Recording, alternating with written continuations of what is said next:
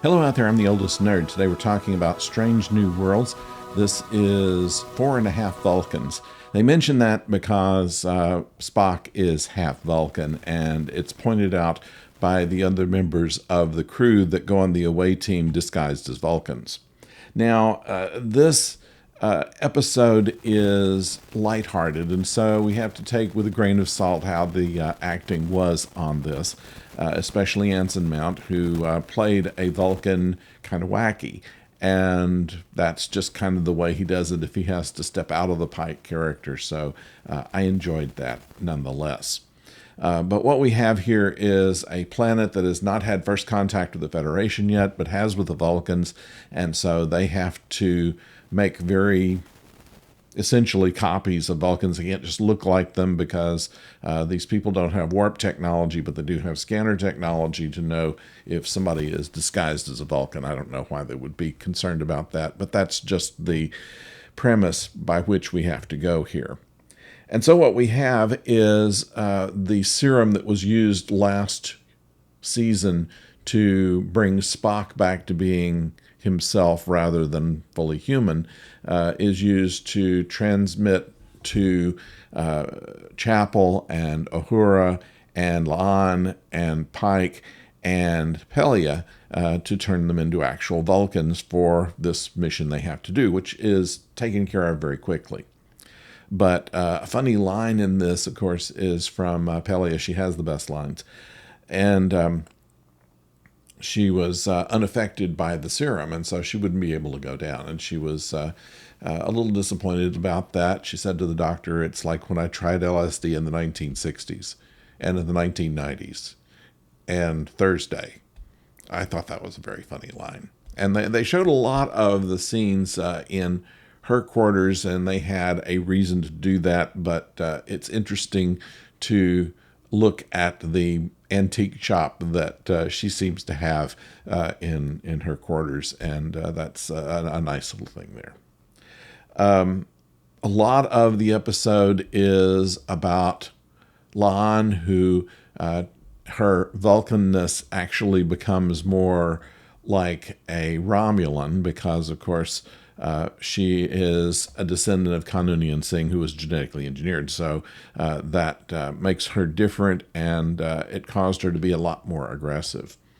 Meanwhile, the other characters are Chapel is wanting to be peak efficient and tries to dismiss all her relationships in order to do that.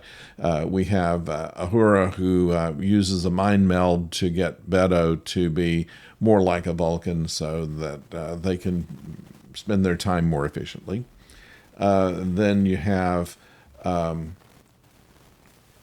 Pike, who has decided to change the work duties to shifts of 42 minutes. Kind of a play on the fact that's the length of an average television show. And once again, Pelia being rather upset at the problem of being 42 minutes on, 42 minutes off. Nevertheless, we have those, and as they are Vulcan and are going to beam down, it's 5 Vulcans, and they remind Spock that it's 4.5 Vulcans because he's half human. And they tend to look down on Spock because he's half human. And Spock now commiserates after the mission is done and they're still Vulcans with the human members of the crew talking about how annoying Vulcans can be. It's kind of funny. The best part of this actually was an after credit scene, or an after just a pre-credit scene with Patton Oswalt. Now, he was a part of the episode. He was a former lover of number one, and the idea behind that is, although he's full Vulcan, he is very interested in human behavior and has studied that greatly. In fact, his name is Doug. His parents apparently were very human interested as well. And so this relationship with number one was rather intense, and so anytime that they're together, they both go into this kind of Latin lover stereotype. Anyway, and anybody knows what Patton Oswalt looks like. I mean, he's not one who you would swoon over, and that adds to kind of the funny part of it. It doesn't really cause any belly laughs here, but it's kind of cute. And the reason he's brought on board is he's the one that knows how to convince the rest of the crew to go back to being human, and that's part of the plot.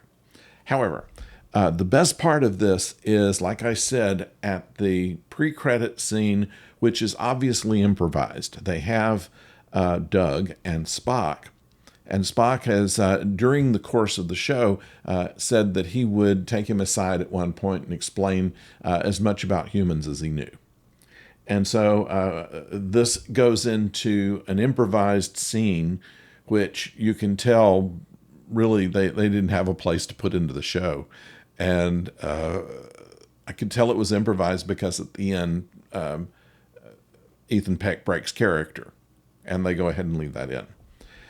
Nevertheless, it was a matter of just silly things. They celebrate, birthdays every year, and yes, there's cake with it, and it has candles, and describing it in such a way of very normal things that seem just astonishing to Oswald, to the point to where when they talk about one thing, he just leaves the room, and that's when Ethan Peck breaks up.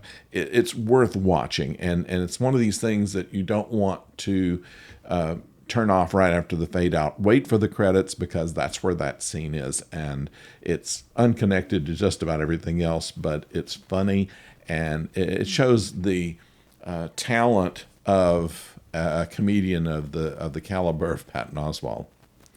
So that's what we have on this episode. It's a fun one. It has some nice moments in it. Anson Mount's hairdo in this deserves its own guest starring role.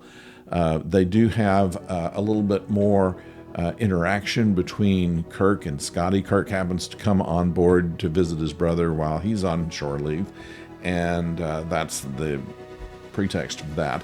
And then also another dance between La'an and Spock, and we do see a little bit of Captain Battelle and some subplot that's more around her, and that kind of signals where she's going to be in the next year or two. So all of this ties all together. It's a nice, neat thing, and it's a good story, generally speaking. There's nothing earth-shattering or apocalyptic about what mission that they're working on. They just happen to have this diversion amidst shore leave. So it's not unlike some of the original series lighter episodes, and we very much enjoyed it. So I recommend it to you. Meanwhile, you can subscribe if you wish, and click a like if you will. And of course, we'll be back with more material. I will be away next week, so we will not have anything offered next week. But when we come back in the second week of September, we'll be back with another Babylon 5, another Talking Movies with Professor O. We're going to pick up Alien and talk about that in 2 weeks, and then another one of these. Actually, two of these. So we'll catch up on Strange New World. So thank you for joining us, and until next time, don't go far.